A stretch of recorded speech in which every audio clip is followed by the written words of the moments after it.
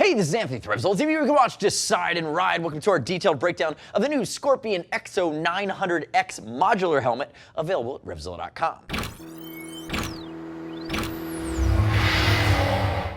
So you can see the new EXO-900X in front of me, and to my left, your right, I have the original EXO-900, which is currently on closeout. I'm going to give you the bad news first, and then I'm going to work into the good news. The bad news is that you no longer get a free removable modular visor in the box. On this bad boy, it's going to come with a visor. Now when you move to the EXO-900X, you have to pay an extra $15 for it. That's the bad news. Now I'm going to move into the good news, and there's 17 different things. The first thing you're going to notice, it now looks like Darth Vader, and they shaved 20 years off of it without even using any Botox. So you're going to see my 900X in front of me. Different vent scheme on the chin. If I turn it to the side, you're going to see a very aggressive side profile. It's also much more streamlined, whereas the original 900 was much more round. I'm a fan of what they've done here. The other thing you're going to notice, taking this helmet that once started as a more mature touring helmet and has now moved into more of the modular sport category. Might as well show you how it works. When I bust it up like that, there you go. You're going to see what it looks like when it opens. There are only a few helmets on the market that are this aggressive that open like that. The other thing I'm going to call out is they shaved 50 grams off it. Now they did it by dropping the ECE rating. Still DOT, still polycarb. But what they've done here is they've taken about 1.5 ounces to 2 ounces off of this helmet, and you're now only 3 ounces heavier than a Shoei Neotech. So again, when the world of modulars, getting closer to that lightweight rating. Big fan. But the big call out here as far as changes go, besides the fact that it looks absolutely awesome, gloss black, gloss white, comes in a matte black as well for about 10 bucks more, is they took a helmet that originally was about 300 bucks, and now they've come in right around the $200 mark. So you're saving weight, you're getting something that looks much more aggressive and maybe more sport oriented, and you're saving $100 on it. This is a home run right out of the gates. We're big fans of where they went with this. Very competitive now within the sport modular market. And again, you're still getting a helmet that does a lot of things really well, has drop-down sun visor system. Again, they call it Speed View. Has your quick wick removable liner. It's going to be antimicrobial. Has the anti-fog or the Everclear fog-free shield. And again, you can see it has a really nice fit and finish to it. Now, let's talk about sizing as we dive into some of the nuance here. The fit on the original 900, sadly for me, because I don't think it fits as many people as well, was round. The new version is going to be intermediate oval. A little bit longer front to back, much more in tune with what we see across most of the American market, and again, allows you to have a much more narrow fit shape. If I turn it on its back right here and you get this profile coming down, again, you're a little wider because you're modular, you have to encapsulate that hinge, but again, it's going to be a bit more streamlined, whereas if I take its brother, or its predecessor, we should call it its father, I mean your father, Darth Vader, I guess that's the theme today, you're going to see this is a much more round-oriented helmet. Much more circular, aerodynamic profiles different, less aggressive. This helmet, to its discredit, even had some silver baked into it, which I felt like made it a little bit like something you'd buy at Things Remembered, but again, not my cup of tea, and they've gone blacked out, much more aggressive on this helmet. Now, if we look at it, remember, if you're concerned about that fit shape, we're going to ship for free over 39 bucks, and I would love to hear your comments, your questions, your feedback, and see if you really dig it. Click here, subscribe to us at RevZilla TV on the YouTubes, and leave me those comments. Hi, Viz Brian will attend to you if you have a question. Now, if we dive into the outer shell, remember, I did call out polycarb, and you're not really losing anything from a ventilation side of things. On the front, you have your Darth Vader vent. I am your father. As we move up to the front here, you're going to have your chimney vent. Again, it's still a single mechanism versus a larger, more pronounced mechanism on the other helmet, and it's still oriented for just about any riding position. So if you're upright, three-quarter, or in the tuck, you're in a good spot right there. Now, if we move around to the back, this is one of the changes. They've streamlined it. They've given you this ridge. You pulled it together nicely, but it's no longer an active vent on the back. It's now going to be passive. So air comes in, channels through the EPS, and the vacuum factor, which is that Venturi effect of a lower density area of air behind the helmet, is going to suck that out at speed. Again, with that fast-moving air moving over the sphere, you know the story there, and they don't have the ability to open and close it. Now, what they did on the other version here is they gave you this area of positive action. But what they did on this side is they had these vents on top. So if it was raining, you need to be able to close it off. By removing the vents, removing them down here on the new version, you're now going to have the ability to not have to deal. You're going to shed some of that weight. You're going to shed some of the clunkiness. Again, you're working your way in.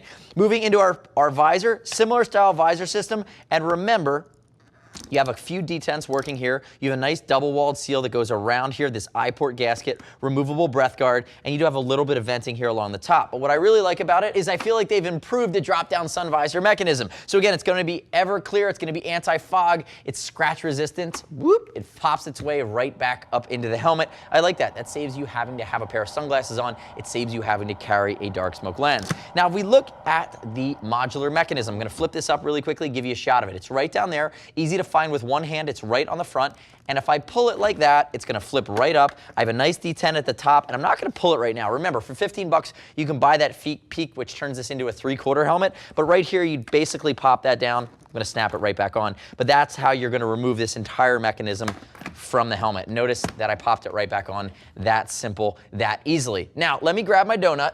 I'm going to bust this guy out from the inside out for you. Now, one of the things I didn't talk about when I talked about fitment, shame on me, is that it uses the AirFit system. The previous version used the AirFit system as well. That's not sponsored by Reebok. Nobody sue me. But it's this pump system which allows you to inflate around the cheek pads and really get a custom tuned cheek pad fit. Now, by doing that, they've incorporated it into one continuous unit. I like the fact that they're not using a ratchet strap here. They're using a double D-ring construction. Let me pull out my cheek pads and my neck roll. Again, this neck roll is not my favorite type of neck roll on a helmet that has these prongs that go in there. But again, I don't find it that terribly difficult. There are other manufacturers that use a similar style neck roll, and I think it's a little harder to use. Notice 3D contour. It's going to be that quick wicking liner to pull sweat away. Worked in with the neck roll, you did have a little bit of a pop of reflectivity. And again, there's my inflation here that's going to inflate these ballasts around the cheeks that are going to allow you to custom tune that fit. Now, one of the things I am going to call out, makes me a little sad, Scorpion, that's right, I'm a little sad, is you're continuing to use this fully molded exterior here. This piece that pulls your EPS liner with your outer shell and kind of finishes it off. Now, if I wanted to take a pair of needle nose pliers, I could kind of cut a notch in that if I wanted to use a clamp mount third-party communication system. But in actuality, guys, if you don't want to screw with your helmet, what you're going to want to do is use a sticky mount. And your sticky mount's going to go right there. You'll notice on the previous version, they had a little door on the side that allowed you to run your wires through. Now you'd do sticky mount and you'd run them right underneath. That technology's gotten a little better. You could clamp mount, but you're going to have to mod the helmet. Again, that's just my call. I recommend the sticky mount, and that's what I would love to have seen them do, a little bit softer of a neck roll. But being that this is a modular helmet, they probably did this to add some rigidity to the bottom here. Now, if we look on the inside here, you are going to notice that your speaker cutouts do exist. There's no disturbance in the force. You can put your speaker mounts, or you put your speakers right in there. I will say that I wish they were a little bit deeper, but again, varying levels of thickness depending on the manufacturer of third-party Bluetooth comm unit you're using. And if you look at the way the EPS is done, as I start to pull it out, or not the EPS, the comfort liner, what you're going to see are a few things that I typically talk about that I am a fan of when you get into more expensive helmets. 3D types of foam, lots of cutouts they're going to flow air through. Again, points below the neck, or they're going to be on that occipital ridge. You're never going to feel these connection points in the back. And on the front, they didn't put connection points up on the forehead. They put it as a plastic strap with some cutaways in the brow that are going to flow air and again allow you to not have a single pressure point along your forehead. Intermediate oval head shape. It's not like it's a long oval head shape, but again, it's giving you the best chance to stay comfortable at speed while you're riding, and make sure you're focused on the road at hand. Now, if I bust into the guts, here's my EPS liner. They've done a good job. Again, you have big vents coming in, big channels, 10mm vent holes coming in from the front, channeling air to the back to those exhaust ports. You're going to get a good degree of air circulation through the helmets with the vent open. Again, the 900X is a little bit more streamlined. They did a good job on the EXO-900. Again, not a dramatic change there, but they are making sure that even dropping $100 in the price, that they're giving you good coverage when it comes to staying cool and comfortable. A lot of times, guys or gals that want to go with a modular helmet are doing some commuting, they're doing some longer distance touring, they're doing some sport touring. Again, it is an aggressive looking sport helmet, but it gives you that functionality. You need everything to work. Remember, I called it out, a lot of changes here. It's lighter, it's cheaper, it's more aggressive, and it looks way better in my opinion. Yeah, I don't like the look of this one. I like the look of this one. I would wear this helmet. Again, so big fan of what you've done here, Scorpion.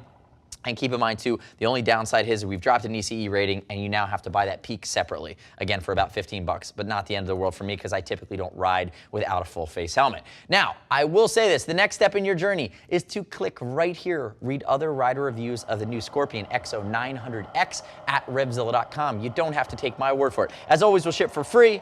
Remember, if you want to talk to a gear geek, see us at RevZilla.com or 877-792-9455. Remember, subscribe to us on our YouTube channel, RevZilla TV. I'm Anthony. We'll see you next time.